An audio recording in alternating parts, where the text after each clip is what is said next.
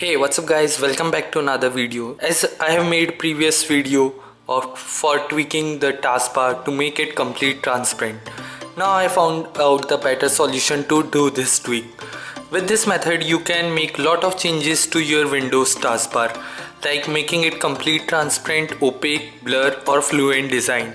In fact, you can customize the taskbar for different setups. So let's have a quick look how we can set this up. So number one, first of all, go to the start menu, open the Microsoft Store.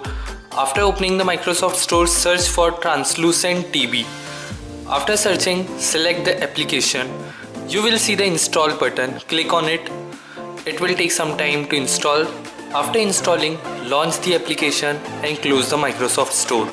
Now over the taskbar you will see the icon of TB. Right click on it. Now you will find various options here. So first of all, go to the regular tab. Here you can see many options like normal, fluent, opaque, clear options. To make your taskbar complete transparent, you need to select the clear option. Apart from that, you can select according to your own choice too, to make custom setup of your taskbar.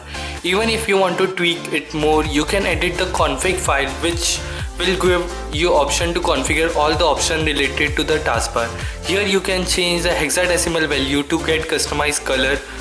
Apart from that, if you want to customize the taskbar color, first you need to go to the TB, right click on it, select the opaque.